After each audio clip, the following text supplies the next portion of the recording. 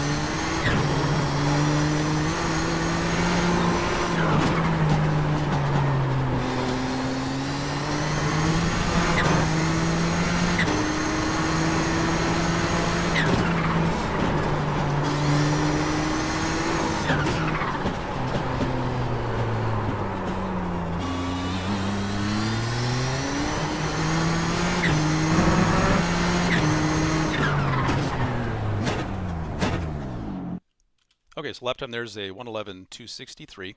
We have morning weather for this week, and I've actually done a Mid-Ohio track or lap guide in the past. It is with the chicane layout, and so I figured I'd just go ahead and do another and share some new setups that I have for this week. The testing that I did here in the default weather is going to be a little hotter than I think the average weather that we'll see. So keep that in mind. The overall optimals that I have for this weather is a 110.891. So with that said, let's go ahead and jump back to the start of the lap and go through this turn by turn in more detail. All right, so approaching turn one. As you're approaching turn one, you really just want to get as close to the grass as possible and be prepared for a quick 40% or so brake right as you reach the 100 board here. And just as you're getting into that braking, getting the weight of the car shifted forward to get a little bit more bite, starting to turn in right at that point. And you're really aiming to get pretty close to the curbing here. And while you can actually use it, really don't want to unsettle the car mid-corner if you can help it. Another big risk with coming up over this curbing is that there is a cut track penalty if you kind of cross into the pit exit there. So you definitely want to avoid that. But I tried to just get as close to this curbing. I did run a little wide in this particular lap and try to get to throttle right at about the front of the curbing here and let the car run all the way out to the exit curbing here. Now I did also, like I say, ran wide, so I came up over to the dirt just a bit. There is no off track for that, and I actually think you can go even further. I think I had some laps where I went out just a little further than this and still didn't have an off track. So I thought that was interesting, but I really just try to use the curbing here on the exit and try to avoid the dirt. A bigger risk with running wide here is getting a cone here caught up under the car. So throughout this track there are cones spread throughout, and of course they can be knocked around by other cars. So try to avoid them if you can. If you get a cone lodged up under the front wing, your car is going to understeer like crazy. If that stays stuck there for the rest of the race, that can definitely ruin your race. So try to avoid cones. So let's go ahead and play this corner through at speed.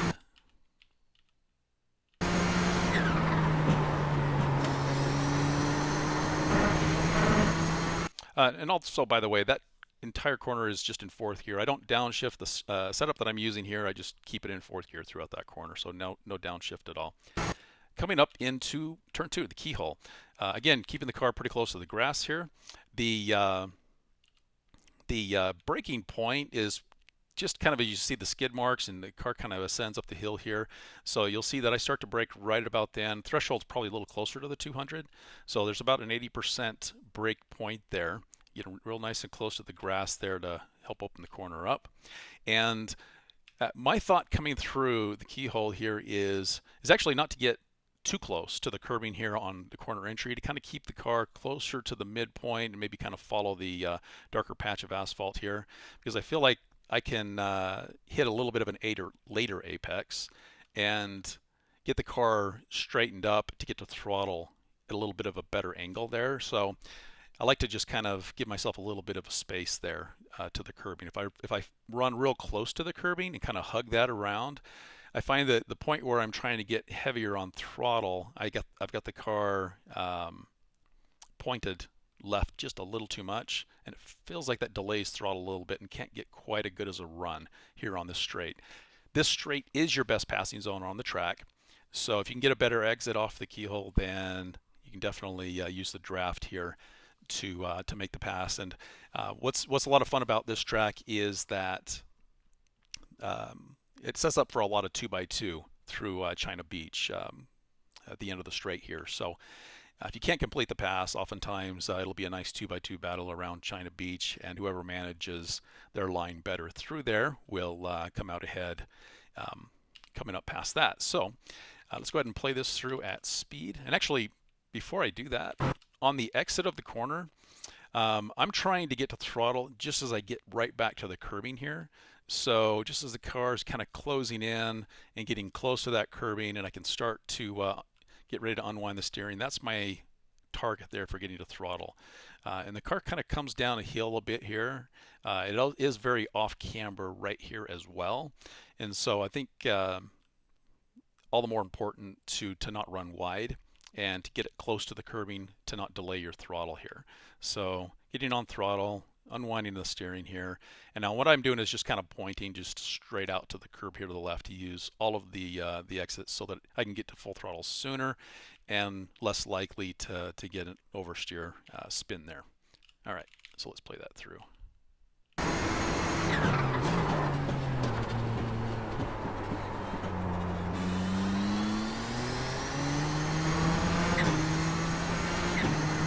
All right, coming down to China Beach and setting up for turn 4.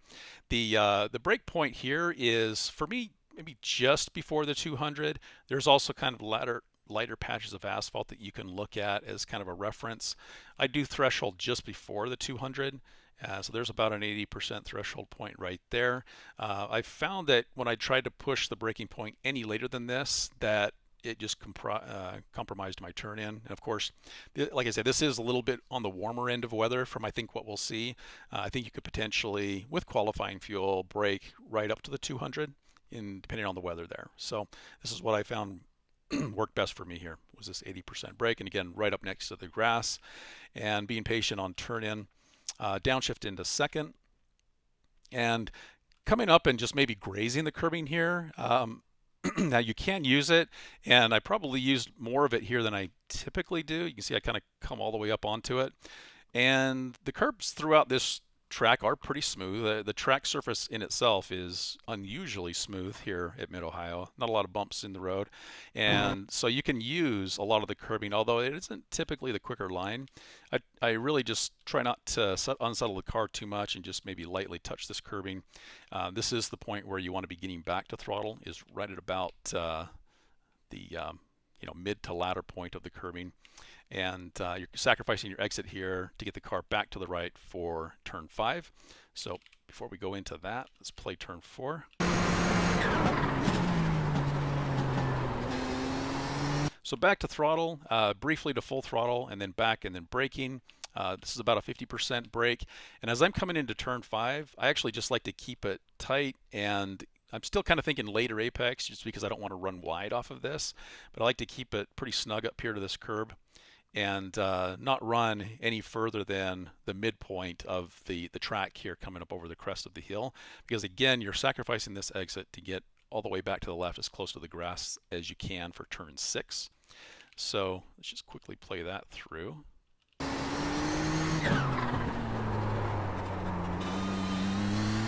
Real easy on throttle as you're kind of coming up over that hill. The car lightens up up over the crest here, so don't jump to full throttle too soon here. You can definitely spin coming down off that hill if you do.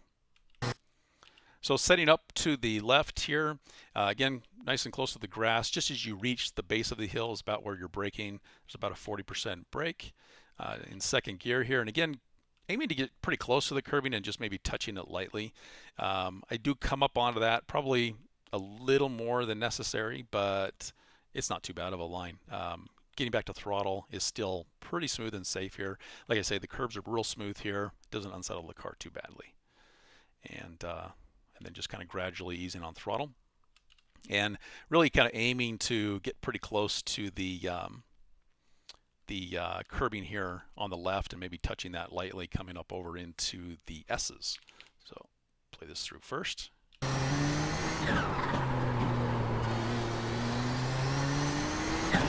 So there's a quick shift up into third just as I kind of cut across and use maybe half of this curbing or so.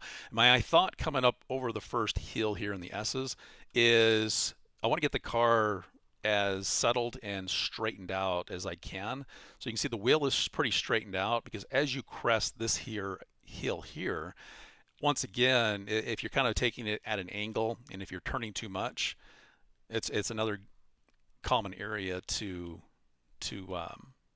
lose control of the car if you hit that at a little bit of an awkward angle. So I like to get that straightened out just to make sure that as I come down through into the S's that I'm going to be setting up for turn 9, which is the last part here, which is really the most difficult turn coming through the S's. So really I think the corners here in the S's, turn 6, 7, and 8, you're really just trying to set up for turn 9. And turn 9 is really the most difficult part here. So turn 8, actually turn 7 right here, I'm just aiming to get nice and close to the curb, aiming to kind of come out, track out wide here to the left, and then get into the braking zone here. Not a lot of heavy throttle or heavy brake. You can see that as I kind of come down over the hill, right at about this point, I'm starting to ease off throttle. I don't want to stay too heavy on throttle. Car can kind of wash out here wide. Starting to just kind of gradually ease off. You want to keep all of your inputs as smooth as possible through here. This is probably the most common area of the track to lose control or spin. Easing now into brake, so you can see a transition from throttle into brake, keeping that kind of smooth. And right as you come down here to the left-hand side here of the track, you really just want to get the car balanced. You really want to make sure that there's not a whole lot of weight transfer going back and forth here. Get the car nice and balanced so that as you now make your turn-in point here, that there isn't a whole lot of weight transfer from right to left that's going to throw the car out to the left, and you're going to lose traction.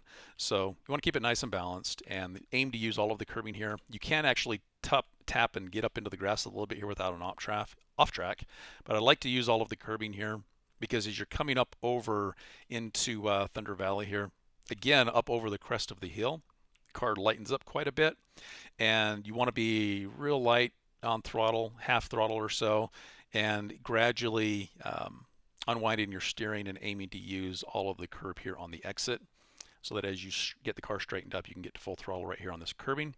And I think I'm again coming off into the grass just a bit. There's no off track for that. And again, I think you can come just a little bit further out without an off track, but that's the limit there that I try to push for there.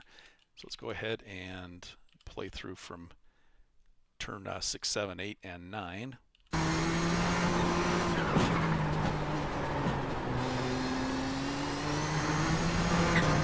So there is a downshift into second right here.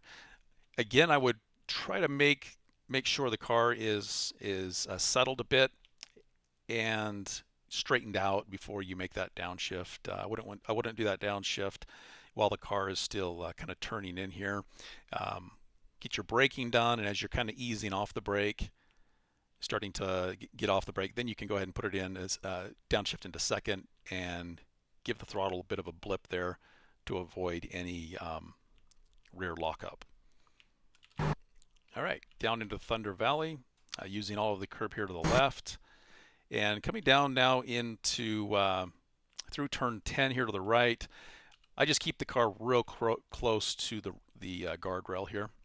Full throttle all the way into this, and this is going to be a downshift into third.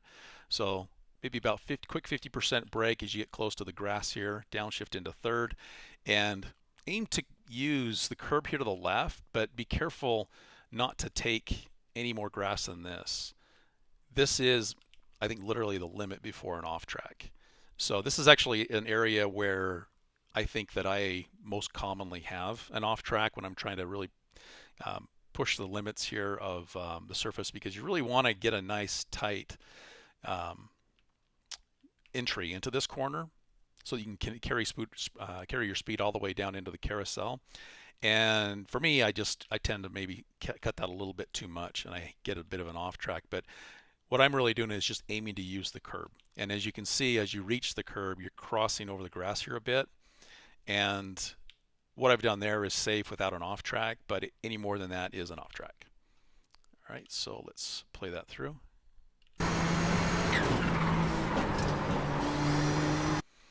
Easing into throttle here, I wouldn't be too quick to commit to full throttle as you're coming off the corner here.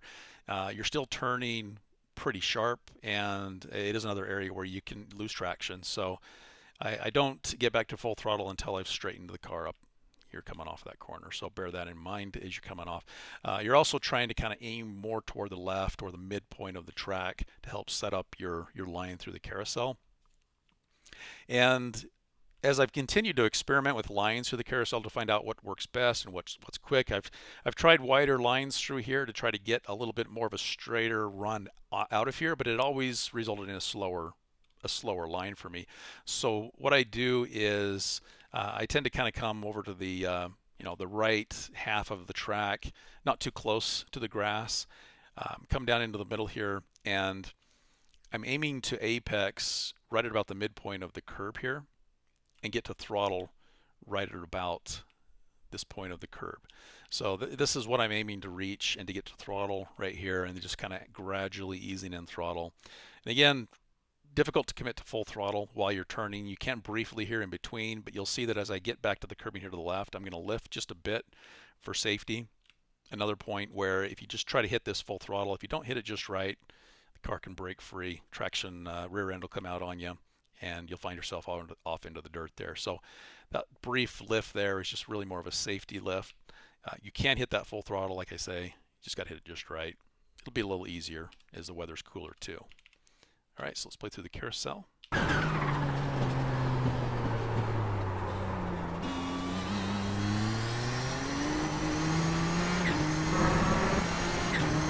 All right, there's a lap of Mid-Ohio. Hope you found it helpful. Talk to you later.